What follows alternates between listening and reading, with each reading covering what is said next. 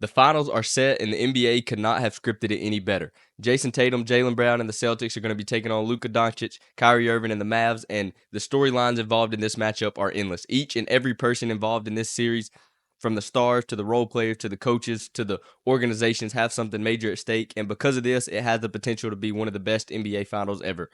The first and the biggest storyline is the legacy impact that is at stake for the Stars in this series.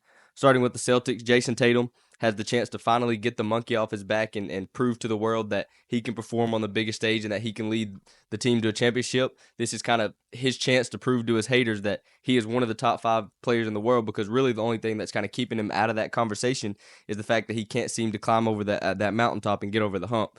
Personally, I don't think that this criticism is fair, because he has simply become a victim of his own success. In the 7 seasons he has been in the NBA, he has made it to the conference finals 5 times out of those 7 seasons, and because of that, people are criticizing him for the fact that he hasn't won a championship. So, yes, he did not perform well in the finals against the Warriors, but let me remind you that he is 26 years old.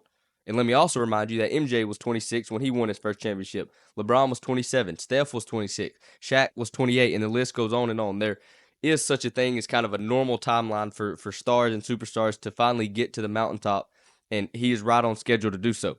If he wins this championship, he will just kind of be getting started on building his resume to try and etch himself in the all-time great category, because the Celtics are not going anywhere anytime soon, and as long as he's on that team, they will be contenders in this league. So, speaking of all-time greats, moving on to the Mavericks, Luka Doncic, despite all the crazy numbers and the crazy stats that he puts up and just the overall playoff greatness, he still has this narrative that surrounds him that he is not a winning basketball player, whether they say that his style of play is not going to be able to translate to the highest level, or that he's not a willing defender on defense, or whatever else people say that to criticize Luka Doncic. He has a chance to put all that to bed and to show that he is not only the best player in the world currently, but that he is on his way to becoming one of the best players to ever play this game.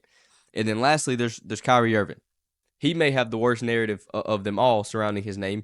Luke and Tatum, they have had their haters, but it's all been about basketball, and nobody has ever questioned their characters. Kyrie can't say the same. Really, since he left Cleveland and had the first failure in Boston, he has had this stigma around him that he is a cancer in the locker room and that he's a cancer to teams. So, people blame him for the failure of the Big Three in Brooklyn when that's not entirely true. Yes, there was some unforeseen circumstances that nobody could have predicted were going to happen, and everyone points their fingers at those things as to why the Big Three didn't work, but that's not the biggest factor. The biggest factor was simply their inability to stay healthy and to stay on the floor together, because when they did, they were special as a group. So if either him or Harden stays healthy in that series against the Bucks, they win the championship in 2021, and history is just completely different as to how we look at the league and how we look at Kyrie Irving. But instead, things flamed out, and he got traded to Dallas, where things were not looking good after the end of last season. But now here they are in the NBA Finals. So it's just a chance for these stars to really start to build their legacy, or really change their legacy and kind of change the narrative around him.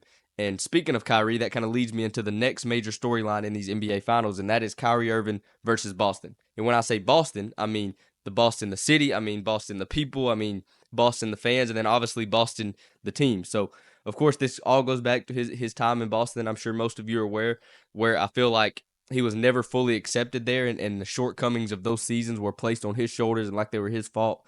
And it just from the start, just things did not go well. First off, the first season he was there, the season got put in the murky waters at the very first game when Gordon Hayward had that graphic, gruesome injury where he was out for the rest of the season. He was supposed to be Robin to Kyrie's Batman, and right off the bat, he was taken from him.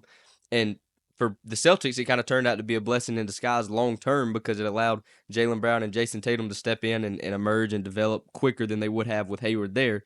And then on top of the Hayward injury to start the season, Kyrie goes down late in the season with that infection in his knee that caused him to miss the rest of the playoffs. So the Celtics went into the playoffs without their two new franchise players, and with little expectations. Tatum and Brown emerged as future stars. Marcus Smart kind of embraced the increase of the offensive role he had, and Terry Rozier proved himself as a starting point guard in the league. So they went on to actually make it to the conference finals and went all the way to Game 7 versus LeBron and the Cavs, and ultimately lost. But to me, this is where the relationship started to fracture and where it really started to crumble.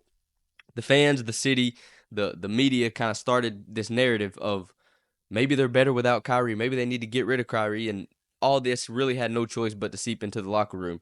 It kind of put Kyrie in a horrible position going into that next season. The mixture of the development of the young players, the return of Gordon Hayward, and Kyrie's impending free agency was just a mixture that was doomed to fail and was never going to succeed. So that season they had a decent year, but there was just something off, and the chemistry was just off all season. And as Gordon Hayward said himself, there were too many agendas on the team that did not involve winning a championship. And because of this, the team had an early exit from the playoffs, and ultimately Kyrie decided to leave for Brooklyn, despite in the past saying that he was going to re-sign and that he would stay as long as they would have him.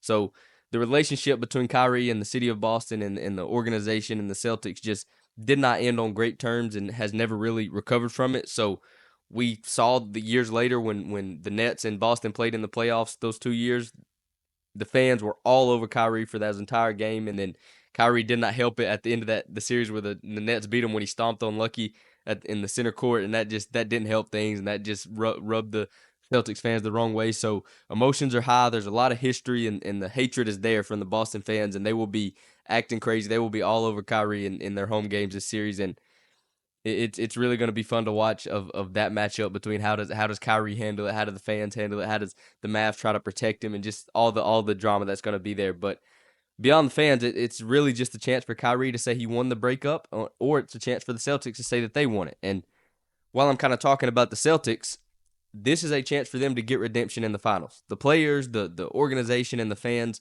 all think that they should have won the finals in 2022. And honestly, they're not wrong. If Tatum and Brown play to the standard that they set for themselves and their normal selves, I think they win that series. So this is the chance for those two to show the world that they are back and better than ever, and capture their first championship together. That would put all the can they win together, can they play together, is it time to break the duo up? It'll put all those narratives to rest if they finally win and crest that peak. So, of course, there's always the underlying quote-unquote race to banner 18 between the Celtics and the Lakers that have been going on the last few years. So they could win that race right here and right now and capture banner 18 before the Lakers do, and then they're in a lot better position going forward to win championships than the Lakers are. So this is a chance for Boston to, like I said, gain some redemption in these finals and really get back on track to the Boston Celtics that we knew from 20, 30, 40 years ago when they were winning like crazy. And lastly, despite all the talk that will be on the players and their legacies, the coaches have a lot at stake too. Joe Mazzulla has a chance to become the youngest coach to win the NBA Finals, just at 35 years old, which is crazy that he has some players on his team that are older than him. But not only that, he gets to also prove what he is made of as a coach on the biggest stage. There has been a lot of doubt and a lot of talk surrounding his coaching ability these last few years, and this is his chance to prove that doubt was completely unnecessary and that he's one of the elite coaches in this league.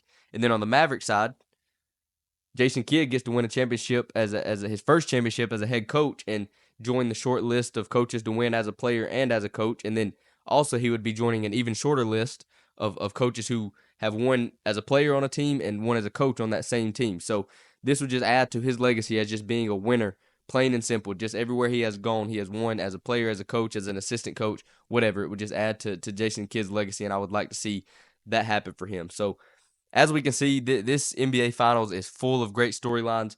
There are major stakes for everyone involved in this series, from the stars to the role players to the coaches to the organizations to even to the fans. The stars' legacies are on the line. Tatum and Brown can prove that they can perform and win on the biggest stage. Luka gets to prove that he is a winning basketball player and arguably the best basketball player in the world. And Kyrie has a chance to earn a much-warranted apology from a whole lot of people. He also gets the chance to get the last laugh on Boston or vice versa. Both coaches have the chance to make history. Mazzulla can become the youngest coach to win. Kidd can join the short list of players to win with the same team as a coach and a player. And on top of all the storylines and all the drama, this series is full of star power and full of talent. And this mixture could make this one of the greatest NBA Finals ever. Thanks for checking out the channel. If you enjoyed this video, don't forget to like and subscribe and check out some more of our content.